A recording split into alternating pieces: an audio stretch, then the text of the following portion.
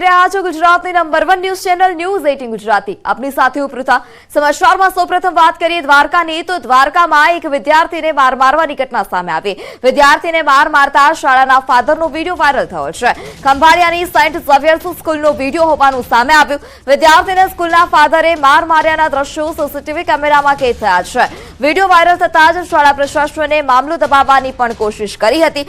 માફીનામું આપી શાળા પ્રશાસને મામલો દબાવવાની કોશિશ કરી, જ્યારે માફીનામું હાલ અત્યારે વાયરલ થઈ રહ્યું છે। જે વિદ્યાર્થી હતો તેને ફાધર દ્વારા માર મરાતો હોય તેવા સીસીટીવી ફૂટેજ પણ સામે આવ્યા છે અને ઘટના બહાર ન આવે તેના માટે માફીનામું આપી અને જે સમગ્ર ઘટના હતી તે દબાવવાનો પણ પ્રયાસ કરવામાં આવ્યો છે। માફીનામું પણ હાલ અત્યારે વાયરલ થયું છે તો શાળાએ મામલો દબાવવાની કોશિશ કરી હતી। વિદ્યાર્થીઓ શાળામાં અભ્યાસ અર્થે જતા હોય છે તે જ દરમિયાન જો શિક્ષકો દ્વારા આવું વર્તન કરવામાં આવે તો બાળકો શાળાએ જતા અચૂકપણે ડરતા હોય છે અને તેવી જ ઘટના ફરી એકવાર સામે આવી કે વિદ્યાર્થીને માર મારવામાં આવ્યો હતો। કયા કારણોસર માર મારવામાં આવ્યો હતો તેની વિગતો હજી સામે નથી આવી, પરંતુ જે ક્લાસરૂમમાં સીસીટીવી લગાવેલા હતા આ સીસીટીવીમાં સમગ્ર ઘટના કેદ થઈ છે અને શાળાએ આ મામલો દબાવવાની પણ કોશિશ કરી હતી। માફીનામું શાળા દ્વારા લખી આપવામાં આવ્યું અને આ માફીનામું વાયરલ થતા હાલ અત્યારે સમગ્ર ઘટના પ્રકાશમાં આવી છે।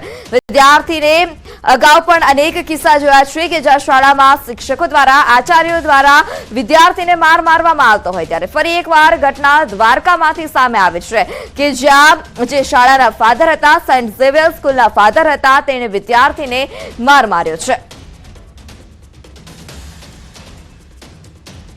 તો વિદ્યાર્થીને માર મારતો વિડીયો વાયરલ થયો છે। સમગ્ર ઘટનાના સીસીટીવી ફૂટેજ પણ સામે આવ્યા છે કે જે શાળાના ફાધરે વિદ્યાર્થીને માર માર્યો છે। ક્લાસરૂમમાં જે સીસીટીવી કેમેરા લગાવવામાં આવ્યા હતા તેમાં સમગ્ર ઘટના કેદ થઈ છે।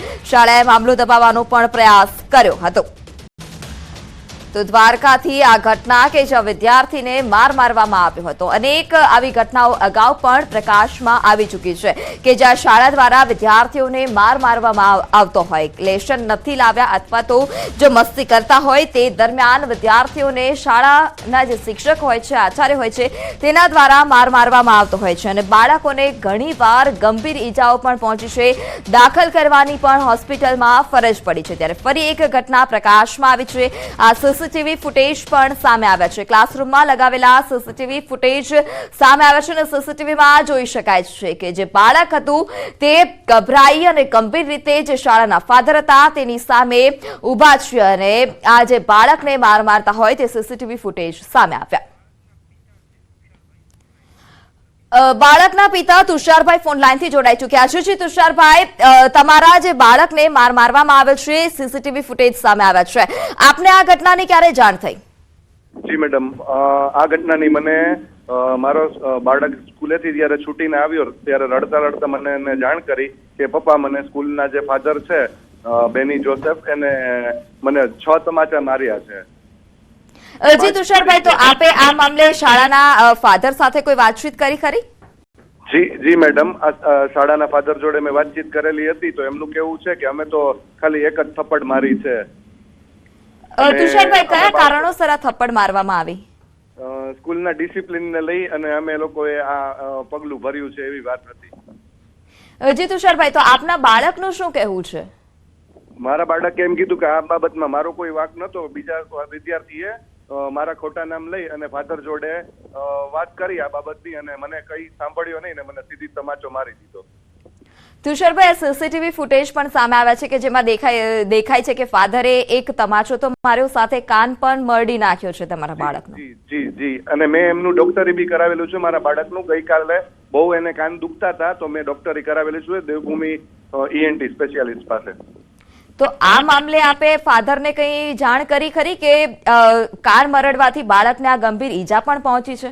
જી મેડમ, મેં જાણ કરી છે ફાધરને અને હું એમની જોડે મારે 1 કલાક ઉપરના સમય થી વધારે ચર્ચા થઈ આ બાબત ઉપર અને સીસીટીવી કેમેરા નું ફૂટેજ જે છે એ આપવાની એમને મેં જ ફરજ પાડેલી હતી ને મેં જ આ સીસીટીવી ફૂટેજ લીધેલું હતું એમની પાસે। એટલે આપ શાળાના ફાધરને રૂબરૂ મળવા ગયા હતા કે ટેલિફોનિક વાતચીત થઈ હતી? જી ના, હું રૂબરૂ મળવા ગયો હતો। જી, તો હવે આ મામલે આપ આગળ શું કોઈ કાર્યવાહી કરશો?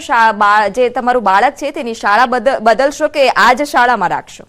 ના મેડમ, મારે આ જ શાળામાં રાખવો છે મારા બાળકને, પણ મારે મારા બાળકને ક્રિમિનલ નથી બનાવવું કે મારો બાળક ક્રિમિનલ નથી, કે જેથી કરીને શારીરિક શોષણ અને માનસિક રીતે ટોર્ચરિંગ જે મારા બાળક સાથે થાય છે આ સ્કૂલમાં ના થવું જોઈએ. તો આપે અન્ય કોઈ વાલી સાથે વાત કરી ખરી કે તેમના બાળક સાથે પણ આ પ્રકારનું કોઈ વર્તન થયું હોય?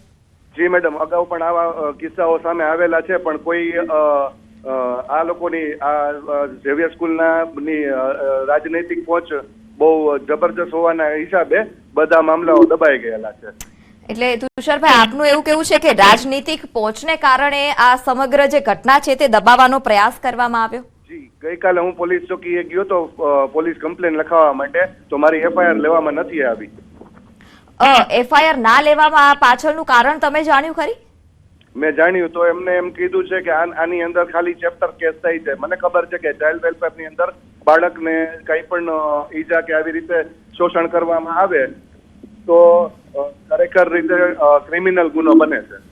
તો તુષારભાઈ, આપ હવે આ મામલે શું કરશો? કારણ કે પોલીસે તો ફરિયાદ લેવાની પણ ના પાડી દીધી.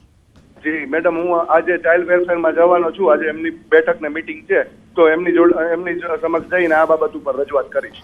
અને જી તુષારભાઈ, એ પણ વાત સામે આવી છે કે માફીનામું લખીને આપવામાં આવ્યું હતું. કઈ કઈ વસ્તુનો ઉલ્લેખ હતો આ માફીનામામાં? માફીનામું લખીને આપવામાં આવ્યું નથી. માફીનામું હું એને માનતો નથી, એને હું કબૂલાતનામું માનું છું. એમનો ઉલ્લેખ હતો કે મેં તમારા બાળકને થપ્પડ મારી છે કે ડિસિપ્લિનમાં રહીએ એટલે. તો આપ કેટલું યોગ્ય ગણી રહ્યા છો? ડિસિપ્લિન માં રહેવા માટે શાંતિથી પણ તે લોકો સમજાવી શકે છે. બાળક પર હાથ ઉપાડવો એ યોગ્ય વસ્તુ ના કહેવાય ને? બાળક ઉપર હાથ ઉપાડ્યા પહેલા અમને એ લોકોએ વાલીને જાણ કરવી જોઈએ, એમને કરેલી નથી.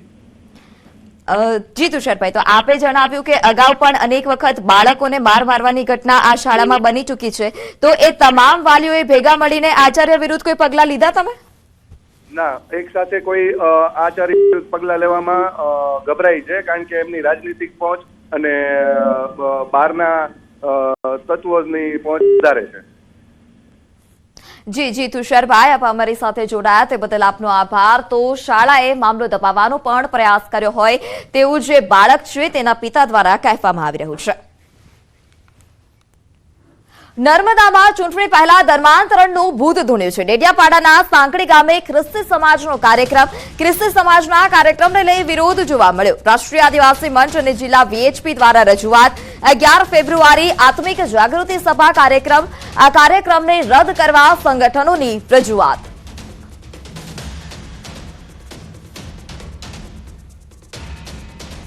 તો સાંકડી ગામે ખ્રિસ્તી સમાજનો કાર્યક્રમ. 11 ફેબ્રુઆરી આત્મિક જાગૃતિ સભા કાર્યક્રમ. કાર્યક્રમને રદ કરાવવા માટે સંગઠનોની રજૂઆત જોવા મળી છે. સંવાદદાતા દીપક ફોન લાઈનથી જોડાઈ ચૂક્યા છે. જે દીપક, ચૂંટણી પહેલા ધર્માંતરણનું ભૂત ફરી એકવાર ડેડિયાપાડામાં ધૂણ્યું છે. શું વધારે માહિતી, શું છે સમગ્ર ઘટના?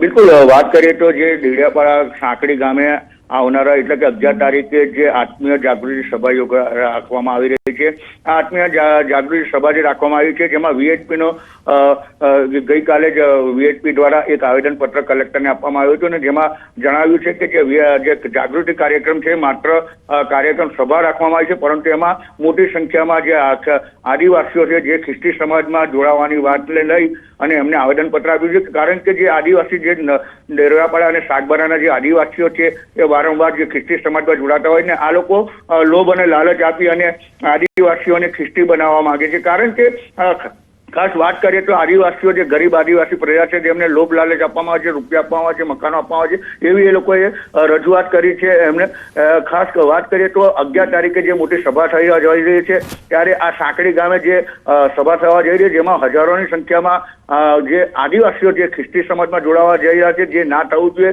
એ બાબતે વીએચપી દ્વારા હાલ કલેક્ટરને રજૂઆત કરી અને આ સભા રદ થવી જોઈએ એની માંગ કરી છે. જી દીપક, સમગ્ર માહિતી બદલ આભાર. આત્મિક જાગૃતિ સભાના નામે ખ્રિસ્તીઓ દ્વારા હાલેલુયા દ્વારા ધર્માંતરણનો કાર્યક્રમ રાખવામાં આવ્યો છે 11મી તારીખે. એનાથી આદિવાસી લોકોનું ખૂબ મોટું ધર્માંતરણ થવાનું છે. હજારો આદિવાસી લોકો પોતાની ધર્મ, સંસ્કૃતિ, સમાજ, રીત રિવાજો અને રૂઢિર પરંપરા છોડી અને ખ્રિસ્તીઓ બનવાના છે. તો આ કાર્યક્રમ ના થાય એના માટે અમે આજે કલેક્ટરશ્રીને આવેદનપત્ર આપ્યું છે. અગાઉ આ જ રીતના કરવા ગયા ત્યારે ગામ લોકો ત્યાં કહેવા ગયા તો એમને મારવામાં આવ્યો. આ પગલું ફરી ન કરી શકે એ માટે અમે કલેક્ટરશ્રીને આવેદન આપીએ છીએ.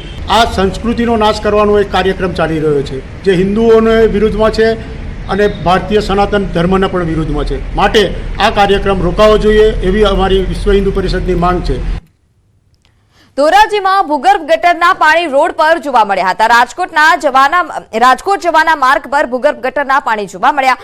ધોરાજીમાં રોડ પર ચોમાસા જેવા દ્રશ્યો જોવા મળ્યા હતા. ભૂગર્ભ ગટરના પાણી રોડ પર વહેતા હાલાકી રાહદારીઓ અને વાહન ચાલકોને હાલાકી છે. પાલિકાને રજૂઆત કરવામાં આવી પરંતુ પરિણામ શૂન્ય.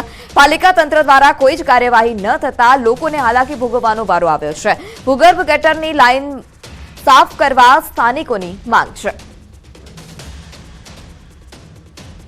સંવાદદાતા મુનાફ ફોન લાઈનથી જોડાઈ ચૂક્યા છે. જી મુનાફ, તો ગટરના પાણી રોડ પર જોવા મળ્યા હતા. તંત્રની ઘોર બેદરકારીને કારણે લોકોને હાલાકી વેઠવાનો વારો આવ્યો છે. ચોક્કસ પૂછા રાજકોટ જિલ્લાના ધોરાજીમાં જે નેશનલ રોડ છે, જે રાજકોટ જવાનો જે માર્ગ છે, ત્યાં વારંવાર ગટરના પાણી બહાર ઉભરાતા હોય છે. છતાં તંત્રની લેખિતમાં મૌખિકમાં રજૂઆત કરવા છતાં કોઈ જાતની નગરપાલિકા દ્વારા કોઈ કામગીરી કરવામાં આવતી હતી. અત્યારે આજ તમે એ દ્રશ્યમાં જોઈ શકો છો કે જયારે ચોમાસા હોય, ચોમાસા વગર ચોમાસા જેવો માહોલ જોવા મળી રહ્યો છે. અનેક વાર નગરપાલિકાને રજૂઆત કરી છતાં તંત્ર દ્વારા કોઈ જાતની કાર્યવાહી કરવામાં આવતી નથી. સ્થાનિક લોકો વારંવાર પરેશાન થતા હોય છતાં નગરપાલિકા ગૌર નિદ્રામાં એવું લાગી રહી છે. જી મુનાફ, સમગ્ર માહિતી બદલ આભાર. ગીર સોમનાથના કોડીનારના બોડકી વિસ્તારમાં દીપડાનું રેસ્ક્યુ કરવામાં આવ્યું. રાત્રિના સમયે દીપડો પતરું તોડી અને મકાનમાં ઘૂસ્યો હતો, જ્યાં ગાય પર હુમલો કરવામાં આવ્યો. દીપડો આવ્યાની માહિતી વન વિભાગને મળતા જ વન વિભાગની ટીમ તાત્કાલિક ઘટના સ્થળ પર પહોંચી હતી. ભારે જહેમત બાદ દીપડાનું રેસ્ક્યુ કરવામાં આવ્યું. સ્થાનિકોનો આક્ષેપ છે કે વારંવાર વન વિભાગને આ અંગે જાણ કરવામાં આવી છે, પરંતુ કોઈ નક્કર પગલાં નથી લેવામાં આવતા. પશુ બધી છે, 15-20 પશુ તબેલો છે મારે. એ આખો બધી ઢોર આખા એકદમ ઓલા થઈ ગયા અત્યારે. તો કોઈને જાનહાની નથી અત્યારે. કોઈ ગાયની તરીકે 2 પગોની તકલીફ છે વધારે. તો જંગલ ખાતાની 2 થી 2.5 કલાકથી 3 કલાકની રેસ્ક્યુ બાદ તે પકડાઈ ગયેલ છે. એના કમ્પાઉન્ડમાં વારંવાર દીપડો રહે છે.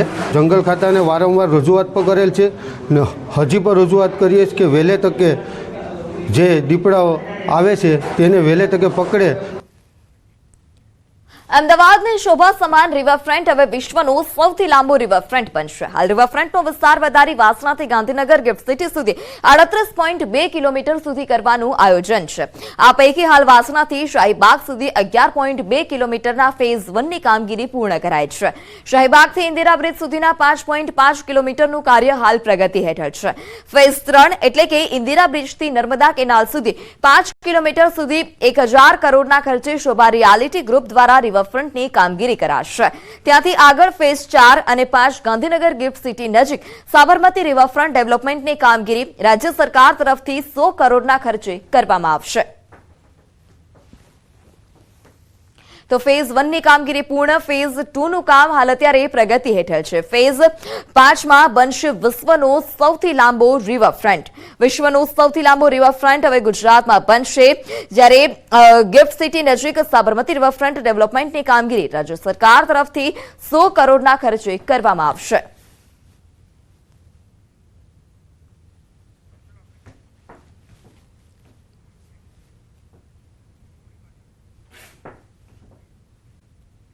સમાચારમાં આગળ વાત કરવામાં આવે ભરૂચની, તો ભરૂચ અંકલેશ્વર નેશનલ હાઈવે 48 પર પાનોલી ઓવરબ્રિજ પર વહેલી સવારે અકસ્માત સર્જાયો.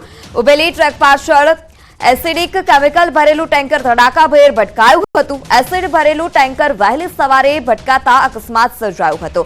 અકસ્માત પગલે ટેન્કરમાંથી લીકેજ પણ થયું હતું. ટેન્કર લીકેજ થતા વાહન ચાલકોને આંખોમાં બળતરા થઈ હોય તેવી અનેક ઘટના સામે આવે છે. તે ઉપરાંત શ્વાસ લેવામાં પણ તકલીફ પડી હતી. રોડ પર હાલ પણ એસિડિક કેમિકલના ધુમાડા પડ્યા જોવા મળી રહ્યા છે. હાલ પણ વાહન ચાલકોને આંખોમાં બળતરા થઈ રહી છે, શ્વાસ લેવામાં પણ તકલીફ થઈ રહી છે. ફાયર વિભાગ પણ ઘટના સ્થળ પર પહોંચ્યું હતું અને પાણીનો મારો ચલાવી એસિડિક કેમિકલ ડિસ્ટ્રોય કરવાની કામગીરી ચાલી રહી છે. સંવાદદાતા કીર્તેશ ફોન લાઈનથી જોડાઈ ચૂક્યા છે. કીર્તેશ, અકસ્માત સર્જાતા રસ્તા પર એસિડ ઢોળાયું હોય તે ઘટના સામે આવે છે, શું વધારે માહિતી?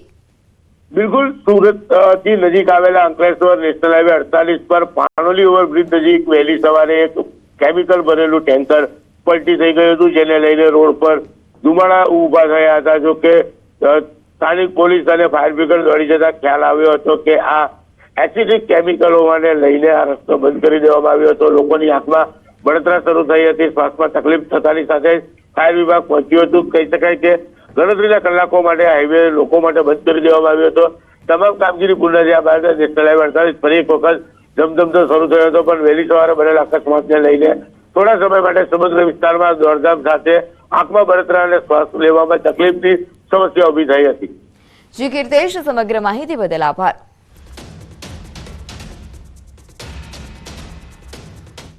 ગાંધીનગરમાં ઇન્કમટેક્સ વિભાગના દરોડા. પીએસવાય ગ્રુપ પર ઇન્કમટેક્સ વિભાગનું સર્ચ. સેક્ટર 8, 21 સહિત 27 સ્થળો પર ચાલી રહ્યું છે સર્ચ. તો પીએસવાય ગ્રુપ પર ઇન્કમટેક્સ વિભાગનું સર્ચ છે. સેક્ટર 8, 21 સહિત 27 સ્થળો પર હાલ અત્યારે સર્ચ કરવામાં આવી રહ્યું છે. બેનામી સંપત્તિ મળે તેવી પણ શક્યતાઓ સેવાઈ રહી છે. અલગ અલગ વિસ્તારોમાં પણ તપાસ કરવામાં આવશે. ઘર, ઓફિસ, તમામ જગ્યા પર તપાસ કરવામાં આવશે. તો ગાંધીનગરમાં ઇન્કમટેક્સ વિભાગના દરોડા. પીએસવાય ગ્રુપ પર ઇન્કમટેક્સ વિભાગનું સર્ચ છે. સેક્ટર 8, 21 સહિત 27 અલગ અલગ સ્થળો પર હાલ અત્યારે સર્ચ ચાલી રહ્યું છે. તો આઈટી વિભાગના દરોડા ગાંધીનગરમાં જોવા મળ્યા. પીએસવાય ગ્રુપ પર ઇન્કમટેક્સ વિભાગનું સર્ચ છે. અલગ અલગ 27 સ્થળો પર હાલ અત્યારે સર્ચ કરવામાં આવી રહ્યું છે. ઘર, ઓફિસ, તમામ જગ્યા પર આ સર્ચ ચાલી રહ્યું છે. બેંક ખાતાની પણ માહિતી લેવામાં આવશે. અલગ અલગ બેનામી સંપત્તિ મળે તેવી પણ શક્યતાઓ સેવાઈ રહી છે. સંવાદદાતા સંજય ફોન લાઈનથી જોડાઈ ચૂક્યા છે. સંજય, પીએસવાય ગ્રુપ પર ઇન્કમટેક્સ વિભાગનું સર્ચ છે, શું વધારે માહિતી? કયા કયા વિસ્તારમાં સર્ચ ચાલી રહ્યું છે? બિલકુલ, રાજ્યના પાટનગર ગાંધીનગરમાં લાંબા સમય બાદ ઇન્કમટેક્સ વિભાગનું સર્ચ ઓપરેશન જે છે તે ચાલી રહ્યું છે. પીએસવાય ગ્રુપ પર ઇન્કમટેક્સ વિભાગની સવાઈ જે છે તે જોવા મળી છે. ગાંધીનગરના સેક્ટર 8, 21 સહિતના વિવિધ વિસ્તારોમાં ઇન્કમટેક્સ વિભાગની અલગ અલગ જે છે ટીમો અત્યારે સર્ચ ઓપરેશન કરી રહી છે. ગાંધીનગરમાં એક સાથે 27 જેટલી જગ્યાઓ પર હાલ સર્ચ ઓપરેશન કરવામાં આવી રહ્યું છે અને ઇન્કમટેક્સના સૌથી વધુ અધિકારીઓ જે છે તે આ તપાસમાં જોડાયા છે. તપાસના અંતે બેનામી વ્યવહારો મળે છે કે કેમ તેની તપાસ અત્યારે કરવામાં આવી રહી છે અને હાલ ઇન્કમટેક્સ વિભાગના અધિકારીઓ દ્વારા સર્ચ ઓપરેશન કરવામાં આવી રહ્યું છે. જી સંજય, સમગ્ર માહિતી બદલ આભાર. ખેરાલુમાં શોભાયાત્રા પર પથ્થરમારો કરનારાઓની ખેર નથી. જે વિસ્તારમાં પથ્થરમારો થયો ત્યાં બુલડોઝર ચાલ્યું. મહેસાણાના ખેરાલુમાં પથ્થરબાજો સુધરી જજો. ભગવાન રામની શોભાયાત્રા દરમિયાન જે વિસ્તારમાં પથ્થરમારો થયો હતો તે જ વિસ્તારમાં દાદાનું બુલડોઝર ચાલ્યું છે. પથ્થરબાજોને સબક શીખવવા માટે તંત્રે એક્શન પ્લાન બનાવ્યો છે, જે અંતર્ગત દબાણકર્તાઓ પર વહેલી સવારથી તંત્રનું બુલડોઝર પહોંચી ગયું હતું. જે જગ્યાએ દબાણ કરી મકાનો ખડકી દેવા આવ્યા હતા તે બાંધકામોને જેસીબીથી તોડી પડાયા. દબાણકર્તાઓને નોટિસ આપ્યા બાદ બુલડોઝર ચલાવી દેવાયું. જકાતનાકા પાસે હાટડિયા વિસ્તારમાં બાંધકામને કરેડભૂસ કરાતા સન્નાટો છવાઈ ગયો. ચુસ્ત પોલીસ બંદોબસ્ત વચ્ચે નગરપાલિકાની ટીમ પહોંચી. જકાતનાકા પાસે હાટડિયા વિસ્તારમાંથી નડતરરૂપ મકાનો જમીનદોસ્ત કરાયા. સુરત મહાનગરપાલિકાએ લોકોને ઉલ્લુ બનાવ્યા છે. દેખાડા પૂરતી જ ડિમોલિશનની કામગીરી કરી. સુરતના ઉધનામાં નિર્માણાધીન બિલ્ડિંગની દિવાલ ધરાશાયી થવાથી શ્રમિકના મોત મામલે રહીને મનપા તંત્ર જાગ્યું. સફાળી જાગેલી મહાનગરપાલિકાની ટીમ ઘટનાના 3 દિવસ બાદ ગેરકાયદે બાંધકામનું ડિમોલિશન કર્યું. જોકે માત્ર દેખાડા પૂરતું ડિમોલિશન કરાયું હોય તેવા દ્રશ્યો જોવા મળ્યા. નિર્માણાધીન મકાનની દિવાલ ધરાશાયી થતા એક શ્રમિકનું મોત, જ્યારે 3 શ્રમિક ઇજાગ્રસ્ત થયા. આ ઘટનામાં હજી સુધી મહાનગરપાલિકાના અધિકારીઓની જવાબદારી નક્કી નથી કરવામાં આવી. ડિમોલિશનની કામગીરી પણ માત્ર દેખાવ પૂરતી હોય તેવા દ્રશ્યો જોવા મળે છે. ત્યારે મહાનગરપાલિકાની કામગીરી સામે પણ સવાલ ઉઠી રહ્યા છે. કેમ મહાનગરપાલિકા બિલ્ડરોને છાવરી રહી છે? શું બિલ્ડરોથી ડરી રહ્યું છે મહાનગરપાલિકા? તો સમાચારોમાં અત્યારે બસ આટલું જ. વધુ સમાચાર માટે જોડાયેલા રહો ન્યૂઝ 18 ગુજરાતી સાથે. નમસ્કાર.